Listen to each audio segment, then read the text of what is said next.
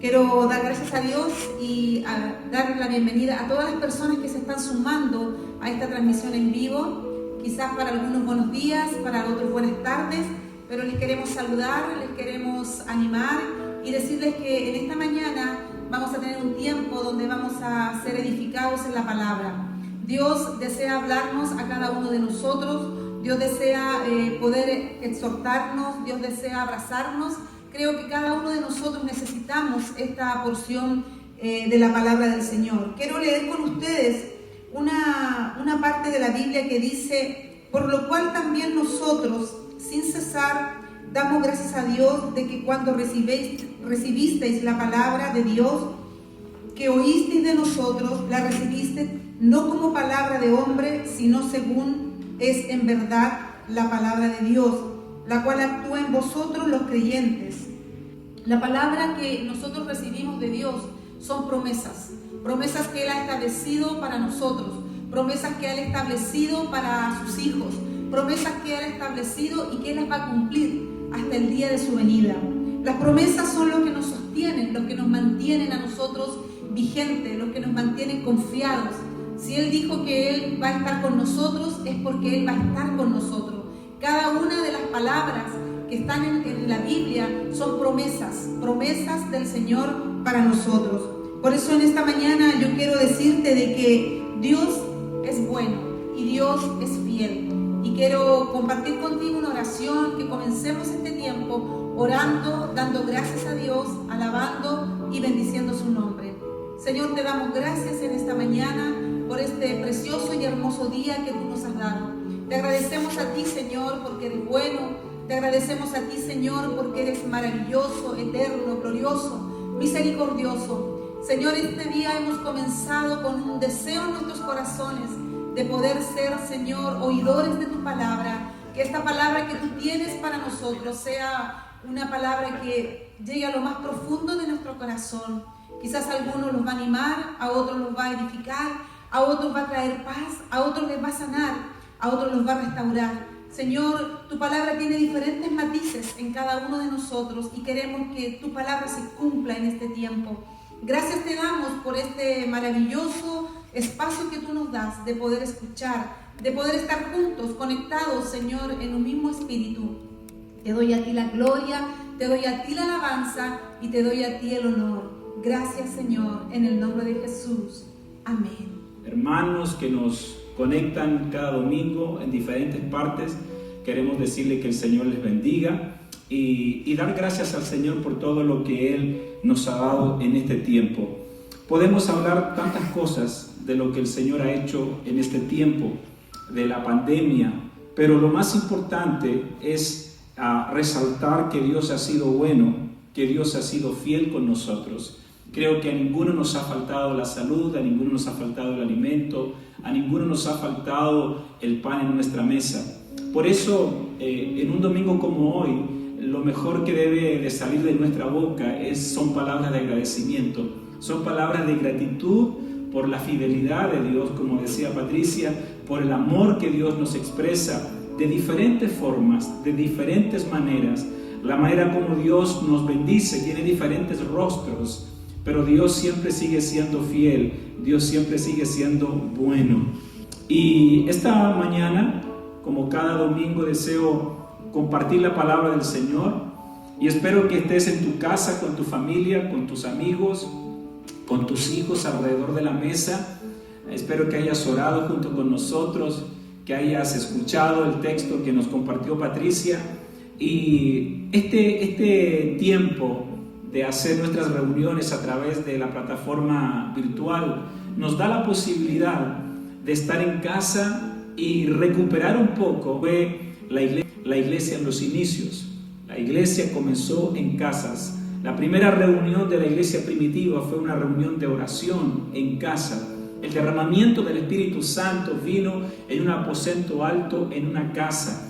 Y también sigue diciendo el libro de los Hechos que la gente iba por todas partes, tanto en el templo como en las casas, anunciando el mensaje del Señor Jesucristo. Así es que en esta etapa que estamos viviendo como iglesia, como cuerpo de Cristo, las casas han pasado a ser el ámbito natural donde podemos compartir el mensaje de Jesucristo. Las casas son el hábitat donde la palabra del Señor está fluyendo en diferentes puntos de la ciudad, en diferentes puntos de este planeta.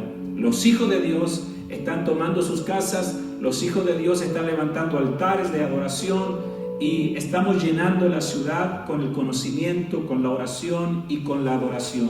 Por eso te animo a ti, que estás con tu familia, a que no dejes de estar en tu casa compartiendo. Date el tiempo de dejar tus cosas, date el tiempo a lo mejor de dejar la entretención y date el tiempo para compartir con tu familia un tiempo de oración, un tiempo de adoración. Hoy día tenemos mucha tecnología que podemos cantar juntos, adorar juntos al Señor a través de esta tecnología. Quiero hoy día compartir con ustedes una palabra en el Evangelio de Juan, en el capítulo 8, en el verso 1. Esta es una de las historias favoritas que yo tengo del Evangelio de Juan.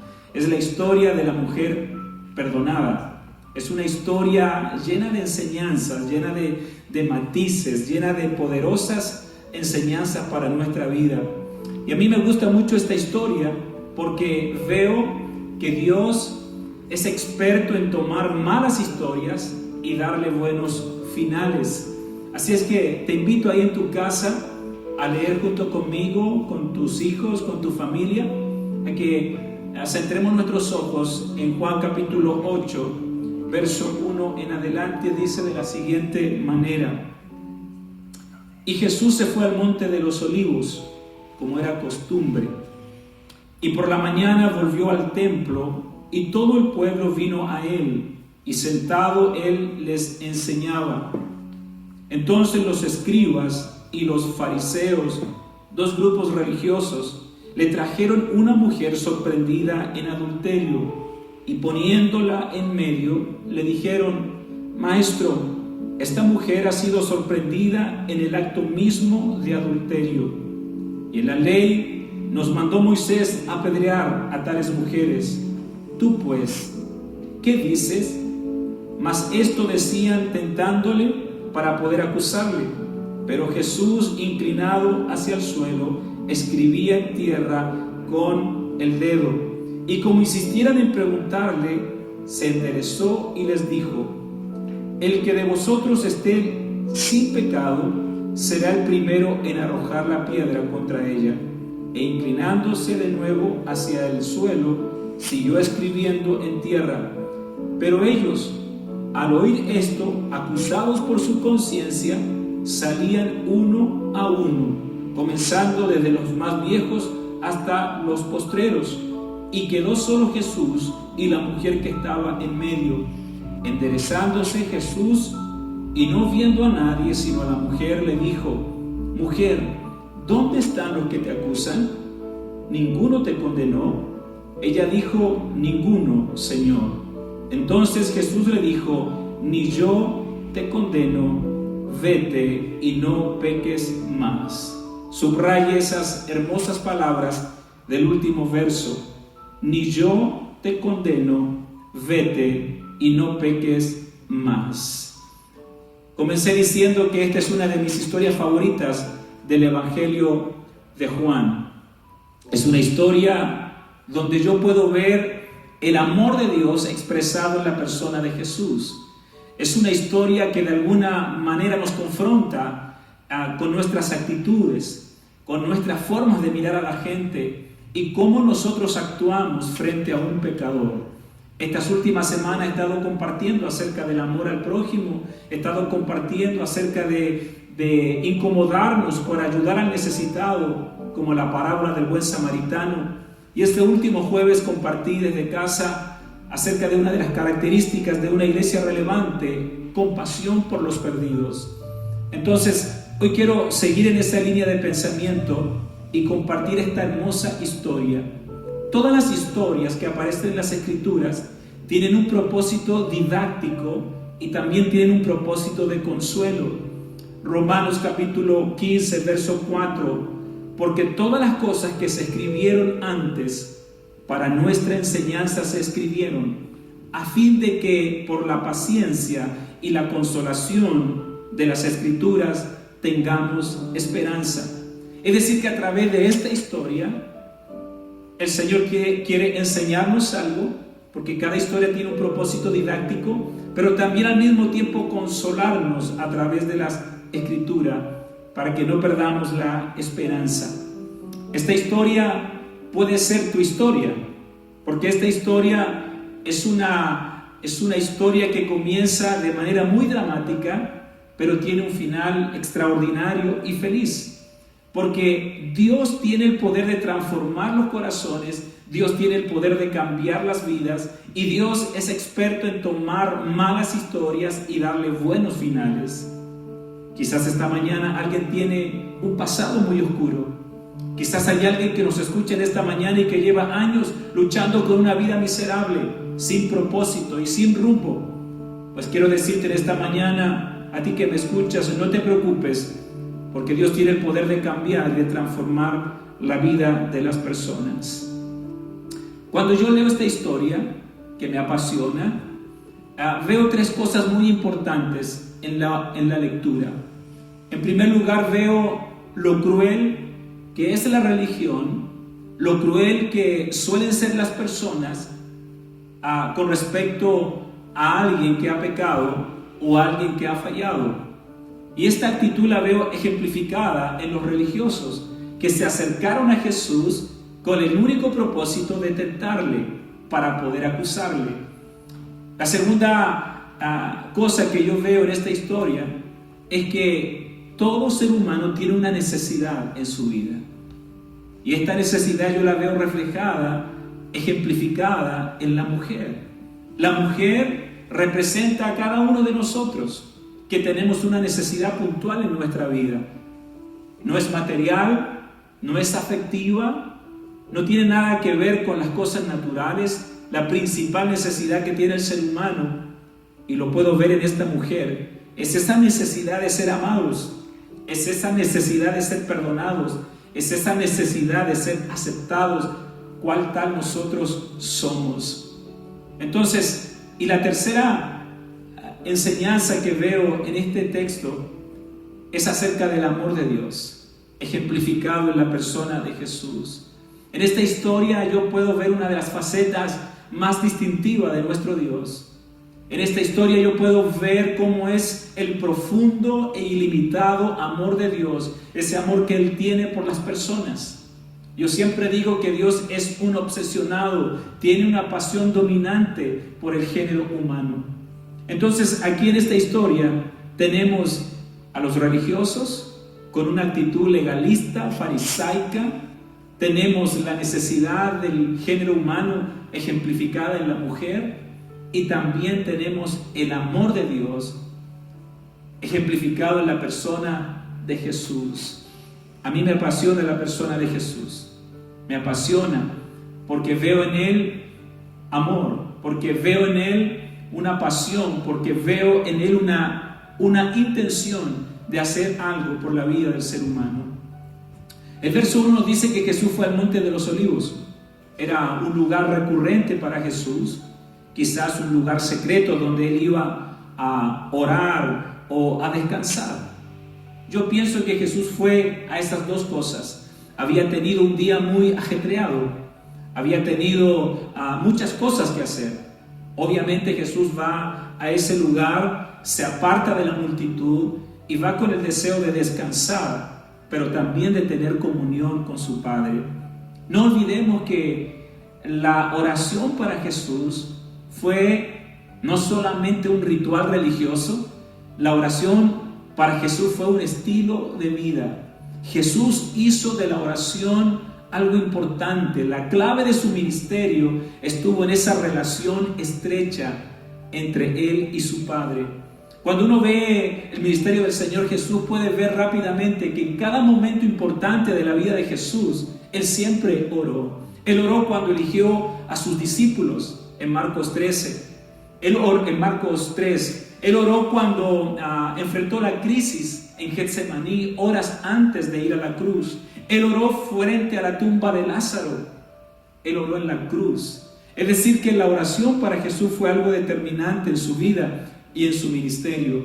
El texto sigue diciendo que vinieron a Él los escribas y los fariseos, dos grupos que durante todo el ministerio del Señor Jesús se reunían o se confabulaban para poder acusarle, para poder prenderle y para poder matarle. No es la primera vez en este texto de Juan 8 que Jesús se encuentra con los religiosos. Ya Jesús los había censurado por su falta de misericordia, por su falta de amor. En Lucas 10, por ejemplo, encontramos a un intérprete de la ley que se levanta para probar a Jesús, ahí en la parábola del buen samaritano. En Mateo 22, los fariseos, los saduceos y un intérprete de la ley buscan a Jesús también para probarle. Y aquí, en Juan 8, vemos a escribas y fariseos, religiosos, gente entendida en la ley, gente que comprendía las escrituras. Escribas y fariseos se unen, a pesar que tenían algunas diferencias, se unen para probar a Jesús. Jesús siempre fue un dolor de cabeza para los religiosos. Y esto me ayuda a pensar en que Jesús no tiene nada que ver con la religión. Y quiero decirte a ti, estimado amigo, seguir a Jesús no tiene nada que ver con seguir una religión.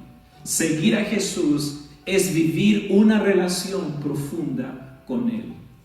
No es religión, es relación.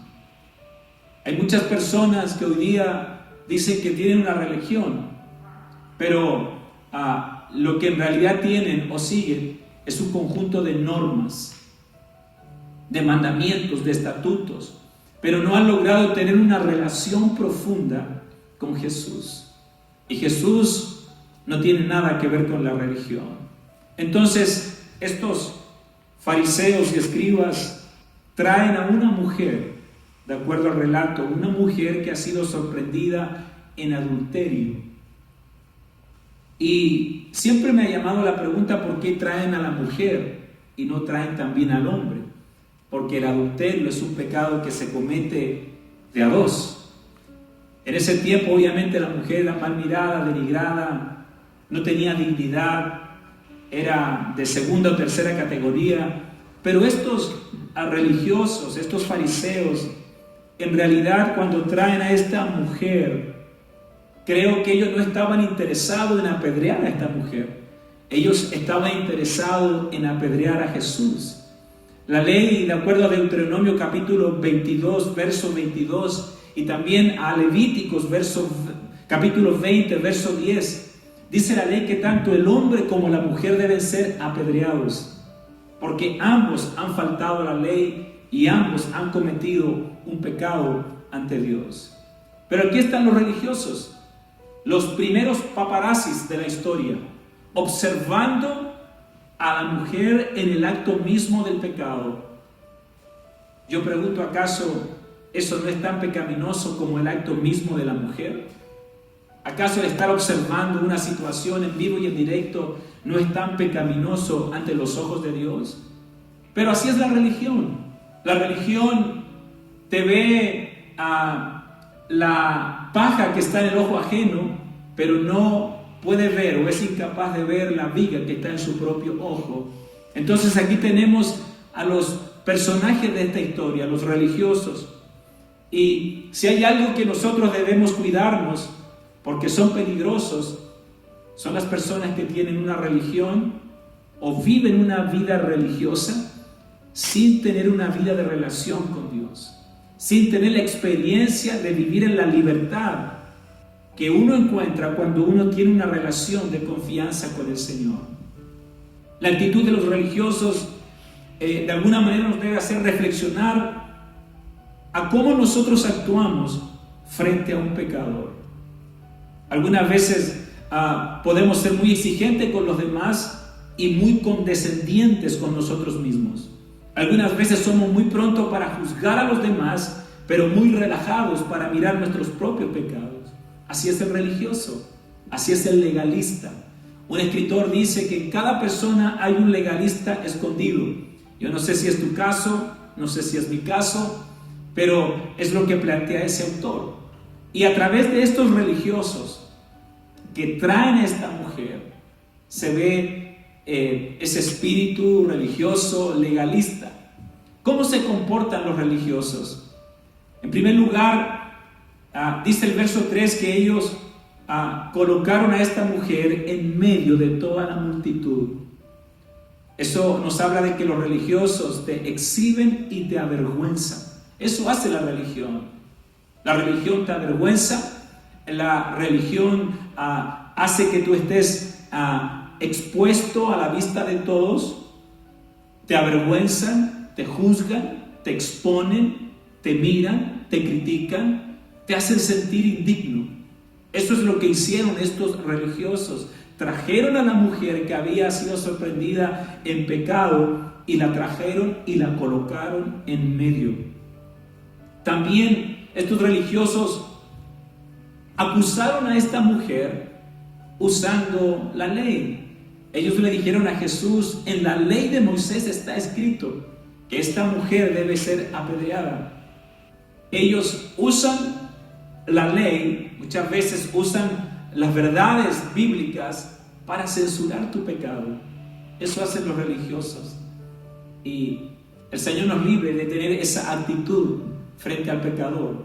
El Señor nos libre de tener esa forma de mirar a aquel que ha caído, a aquel que ha fracasado, a aquel que ha cometido un error. Y luego tienen estos religiosos una actitud de condena. En el verso 5, frente al pecador, ellos dicen: hay que apedrear a esta mujer, porque eso es lo que dice la ley de Moisés. Pero cuando veo estos religiosos, lo comparo con la actitud de Jesús. Y por eso me impresiona y por eso me apasiona la persona de Jesús, porque es tan diferente a nosotros. Tiene una actitud, tiene una mirada, tiene un acercamiento tan distinto a lo que nosotros podemos tener frente a las personas que fallan. Hoy en día el mundo no necesita ser juzgado o evaluado ni condenado. Hoy día el mundo necesita ser perdonado. Y la gracia es ese favor que nosotros no merecemos. No hay nada en nosotros que nos califique para recibir la gracia gratuita, inmerecida que viene de Dios. Los religiosos juzgaron, los religiosos avergonzaron, los religiosos exhibieron la vida de esta mujer, la condenaron. Pero cuando viene esta mujer a Jesús o la traen, Jesús tiene una actitud y un comportamiento diferente. Están los religiosos y está la mujer, que es como el otro personaje de esta historia, es la mujer acusada. Y ahí está esta mujer avergonzada, exhibida, desprestigiada.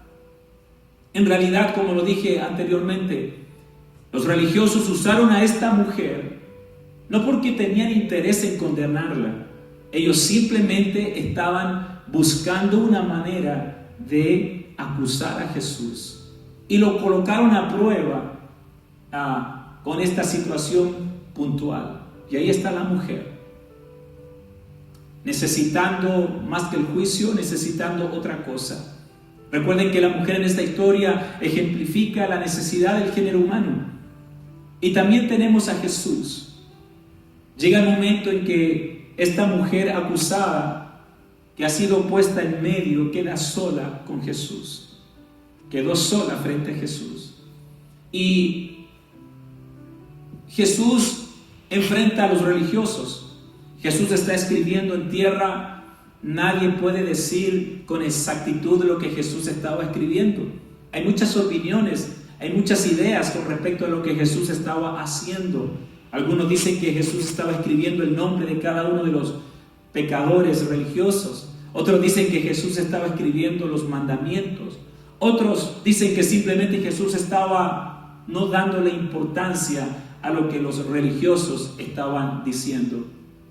Y como los religiosos insistieron en preguntarle a Jesús: ¿qué dices con respecto a esta situación de esta mujer? Jesús los mira y Jesús les dice: el que esté libre de pecado, lance la primera piedra. Y estas palabras son tan profundas, descubren tanto el corazón de nuestra vida. Nos lleva a reflexionar a nosotros mismos, porque esta historia fue hace 2000 años, pero nos sirve hoy para reflexionar con respecto a nuestra actitud, a nuestra conducta frente a la persona que ha cometido errores, frente a la persona que ha fallado. Jesús le dice a los religiosos de una manera muy extraordinaria, le dice: el que esté libre de pecado, lance la primera piedra. Y algunas veces nosotros somos buenos para lanzar piedras a los demás y no nos fijamos cómo está nuestra propia vida. Creo que nadie tiene la libertad de tomar una piedra y lanzarla a aquel que ha fallado, a aquel que está en pecado, a aquel que ha cometido un error. No estamos llamados nosotros a ocupar el lugar de Dios. No estamos nosotros llamados a juzgar. Simplemente estamos llamados nosotros a amar, a perdonar y a aceptar. Jesús le dice: el que esté libre de pecado, lance la primera piedra. Piensa un poco en esto. Si usted ha seguido el relato, con esas palabras que Jesús le dijo a los religiosos, los acusadores pasan a ser acusados por su conciencia. La acusada, que está avergonzada y puesta en el medio, pasa a ser defendida. Y Jesús, el juez que transforma, se convierte en ese abogado defensor para el pecador. Las palabras que Jesús le dice a la mujer cuando la mujer queda sola frente a él, Jesús le dice: ni yo te condeno. Eso le dijo Jesús: ni yo te condeno. Y yo pienso en esas palabras y puedo sentir qué palabras tan profundas, qué palabras tan simples, qué palabras tan extraordinarias. Ni yo te condeno. Veo en Jesús un amor auténtico. No veo un amor disfrazado. Veo un amor sincero. Jesús conocía la historia de esta mujer. Jesús conocía el pecado. Había escuchado a los acusadores. Había escuchado a los religiosos. Y Jesús tenía conocimiento del estado pecaminoso espiritual de esta mujer. Pero esta frase de Jesús me confronta y nos debe confrontar de cómo nosotros miramos a la gente. Digo esto y he estado compartiendo esto porque este es un tiempo donde debemos aprender a mirar de manera diferente a las personas. Este es un tiempo donde debemos mirar a cada persona sin prejuicios, con discernimiento, mirar más allá de las apariencias externas de las personas y ver que esa gente que está sumida en pecado, lo que menos necesita es una evaluación de por qué llegó al pecado, sino necesitan ser amadas, aceptadas y perdonadas. Y yo veo en Jesús esa actitud con un amor tan profundo, tan simple, tan transparente, lejos de toda religiosidad, espontáneo. Jesús mira a la mujer y le dice: ni yo te condeno.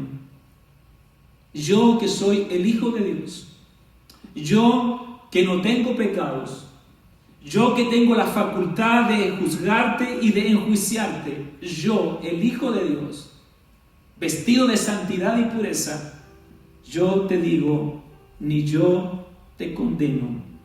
Mira, a mí me encanta la persona de Jesús, porque si hubiese sido un evangelista, hubiera aprovechado ese momento para presentarle el plan de salvación. Hubiera sido el momento oportuno para decirle: ¿sabes qué? Estás en pecado, ese pecado es muy grave, así es que... Pero mira lo que hace Jesús. Él le dice: ni yo te condeno. Jesús no le dice: arrepiéntete, que es lo que haríamos nosotros a lo mejor. Le diríamos: ¿sabes qué? Tienes que arrepentirte. Jesús no le dice: arrepiéntete. Jesús no le dice: ¿sabes qué? Estás condenada. Jesús le dice: ni yo te condeno. Vete y no peques más. Ahora, escuchen esto, estimados amigos. Jesús no está pasando por alto el pecado de esta mujer. Jesús no está minimizando la falta de esta mujer. Jesús no está tratando de quedar bien con todo el mundo, dando una respuesta políticamente correcta. Lo que Jesús está haciendo, simplemente Él está otorgando gracia. Gracia. La gracia es una elección divina. Él decide perdonar aunque nosotros no lo merezcamos. La gracia es un regalo que está disponible. La gracia es un distintivo del Evangelio. Ninguno de nosotros, ni siquiera esta mujer, tenía ni siquiera un 1% de una vida moralmente correcta. Todo le pertenece a Dios. Y en esta gracia, Jesús revela su amor a esta mujer. ¿Qué es lo que necesita la gente en este tiempo? Necesita amor. ¿Qué es lo que necesita el vagabundo, la prostituta, el drogadicto? ¿Qué es lo que necesita el vecino que vive a tu casa, que tiene una vida miserable? ¿Qué es lo que necesita? ¿Que lo juzguemos? ¿Que nos apartemos? ¿Que pasemos de largo como el sacerdote o como el levita en la parábola del buen samaritano? ¿Qué es lo que necesita el que está cerca tuyo? Él necesita gracia. Gracia que perdona, gracia que transforma, gracia que cambia la vida de la gente. Jesús no está dando licencia para pecar. Jesús no está pasando por alto el pecado. Pero Jesús discierne que lo que esa mujer necesita es gracia. Es el favor de Dios que no merecemos, pero que Él nos lo da simplemente porque así Él lo quiere, porque así a Él le place. Así es Dios, así es nuestro Señor. Nosotros miramos a un Dios castigador, a un Dios que trae juicio, y hoy día la gente vive atemorizada porque cree que va a haber un juicio. Eso es otra historia, y en algún momento podemos conversar. Pero lo primero que caracteriza a Dios, a la persona de Jesús, es su amor, es su gracia. Y esa gracia está disponible para ti, amigo. Esa gracia, ese favor está disponible para ti. Esta mujer tenía un pecado visible. Quizás hay algunos de nosotros en casa o en cualquier lugar que estamos viviendo y luchando por años con un pecado que nadie sabe, con una tendencia que nadie sabe, con una inclinación que nadie sabe. ¿Pero sabes qué? Mientras más pecador, mientras más miserable tú te sientas, yo tengo una buena noticia. Jesús tiene gracia. Jesús tiene favor para ti.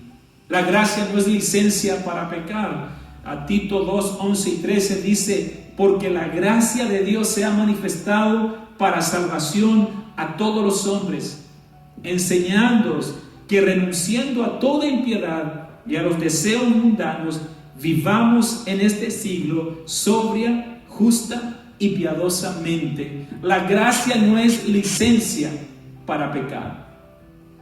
No, la gracia te capacita para vivir una vida que agrade a Dios. La gracia te capacita, te fortalece para vivir una vida de acuerdo a lo que Dios desea. Los religiosos aplicaron condenación. Los religiosos aplicaron la ley. Jesús aplicó gracia. Mira lo que dice Juan 1:17. Pues la ley por medio de Moisés fue dada, pero la gracia y la verdad vinieron por medio de Jesucristo. Jesús es lleno de gracia y lleno de verdad. Un maestro le podía haber dicho a esta mujer: ven, siéntate, te voy a explicar lo que dice la Biblia con respecto a tu pecado. Le hubiera dado la verdad. Aquí Jesús le dio gracia y también le dio la verdad. ¿Qué diferente actúa Jesús frente a las situaciones de las personas? Por eso yo puedo decir que Jesús es la encarnación de la gracia, del amor y la compasión. Por eso tú y yo necesitamos conocer a Jesús y conocer esta gracia que nos cambia, que nos transforma. Los religiosos aplicaron la ley te condena y te da lo que tú mereces. Como cuando uno pasa un stop o un rojo en alto, viene la ley y te aplica la ley. La ley te da lo que tú mereces. Cometiste una infracción de tránsito, pues tienes un ticket. Eso es la ley. Jesús aplica la gracia. Y la gracia te da lo que tú necesitas. Y la mujer en este caso necesitaba perdón. Y eso hace Jesús cuando entra en nuestra vida. Nos cambia, nos transforma. Y esta historia, ya concluyendo, es una historia esperanzadora. Tiene un comienzo triste, pero tiene un final feliz. Y esta historia quizás puede ser la tuya. La tuya. Quizás puede ser la de muchas personas que hoy en día nos escuchan. Pero yo te quiero invitar a que guardes esto en tu corazón. Cualquiera que sea tu presente, no es tu final. Dios tiene un plan para ti. No importa lo bajo que hayas caído, no importa la situación en la que tú te encuentres, Dios puede transformar todo con un toque de gracia y de amor. Si Dios perdonó a través de la persona de Jesús a esta mujer, también lo puede hacer contigo. La gracia, recuerda, no se merece, solo se recibe por fe. Seguramente esta mujer encontró salvación con las palabras de Jesús: ni yo te condeno, vete y no peques más. Esa es la actitud que nosotros, los hijos de Dios, la iglesia, debe tener en este tiempo. Amor, aceptación y perdón. Dice Pablo a los hermanos de Éfeso, de la iglesia de Éfeso, le dice que por gracia sois salvos por medio de la fe. Y esto no de vosotros, sino que es un don de Dios. La gracia es un don. La gracia es un regalo que está disponible a todos aquellos que la deseen, a todos aquellos que la necesiten y a todos aquellos que quieran disfrutar de esta gracia, de este amor, de este favor de Dios. Nosotros no merecemos. Quizás tú estás lejos de Dios. Quizás un día conociste a Dios y te apartaste, y hoy día te cuesta volver a su casa, a sus caminos, porque has caído tan bajo que estás lleno de vergüenza, que estás lleno de culpa, que estás lleno de temores, que piensas que nunca más vas a poder recibir el amor y el perdón y la gracia de Dios. Pues yo quiero decirte que la gracia es abundante, es ilimitada. El amor y el corazón de Dios están abiertos para entrar en tu corazón, para entrar en tu vida y para que tú puedas disfrutar. La gracia es ese regalo que tú y yo no merecemos, pero necesitamos urgentemente. Lo que cambió la vida de esta mujer fue la gracia perdonadora, fue el amor de Jesús, y eso es lo que tú y yo necesitamos. Si tú quieres recibir y disfrutar esta gracia, tienes que aceptarla, aceptar a Jesús, quien es la encarnación de esta gracia, de este amor, de esta misericordia disponible. Quiero terminar orando por ti. Quizás tienes necesidades en esta mañana o en esta tarde. Quizás hay alguien que está viendo la pantalla y ha recibido esta palabra. Y si eso ha sido, pues hemos cumplido y se ha cumplido el propósito de transmitir en esta mañana. Porque cuando hay una persona que entiende que Dios le ama a pesar de sus miserias, que Dios está disponible a pesar de sus pecados, entonces eso transforma. Cuando nadie da nada por nosotros, cuando nadie nos valora, Él ha dado todo por nosotros. Entonces quiero orar por ti, en tu casa, donde tú te encuentres. Quiero orar al Señor y pedir que Él bendiga tu vida. Padre, en el nombre de Jesús, gracias por este tiempo de compartir tu palabra. Gracias por enseñarnos acerca de esto tan simple y tan profundo que es tu gracia. Cómo la gracia nos mira de manera diferente. La gracia te permite a ti mirarnos no de acuerdo a lo que somos, sino de acuerdo a lo que vamos a llegar a ser. en nuestra vida. Esa gracia no nos condena, lo cual no significa que pasa por alto nuestro pecado. Eso tampoco significa que debemos pecar y pecar para recibir más gracia tuya. Eso no es la idea de tu palabra. Simplemente tu palabra nos muestra que hay un amor profundo que nosotros no merecemos, pero que está disponible para cada uno de nosotros. Señor, a través de esta pantalla toca el corazón de cada persona. A través de esta transmisión toca la vida de muchas personas. Entra en sus corazones. Y tú que estás ahí en tu casa, que no has tenido el privilegio de recibir a Cristo, de entregar tu vida a Cristo, este es el momento. Dile: Señor Jesús, entra en mi corazón. Señor Jesús, necesito de tu gracia salvadora y perdonadora. Señor Jesús, me arrepiento de mis pecados y de mis faltas. Hay pecados ocultos en mi vida, hay cosas que solo tú conoces y que me avergonzaría contarlas. Pero hoy yo acepto tu gracia, tu perdón. Te recibo en mi corazón. Acéptame como tu hijo y permíteme comenzar a disfrutar tu amor, tu aceptación, tu gracia y tu perdón, tal cual ocurrió con esta mujer. Líbrame de todo espíritu religioso, líbrame de todo espíritu que juzga, que critica, que condena. Líbrame de ese espíritu legalista y religioso y ayúdame simplemente a caminar en esta gracia, a crecer en la gracia y en el conocimiento de mi Señor Jesucristo.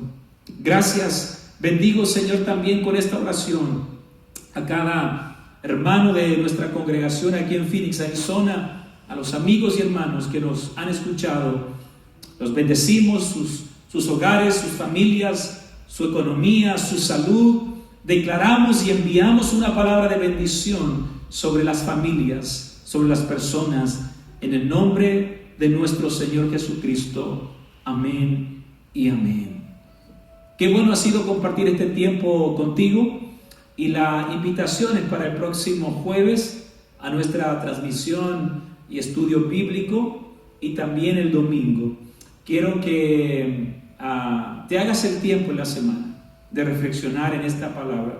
Quiero que puedas revisar los apuntes que quizás has tomado, revisar un texto bíblico, y no te olvides, si tú no tienes un lugar donde congregarte aquí en Phoenix, Arizona, si no tienes un templo, una familia espiritual, una congregación, si tú estás alejado y quieres volver, pues te animo a venir a la Iglesia de Dios aquí en la 4240 North 19 Avenida, aquí en Phoenix, Arizona, a un costado del Food City.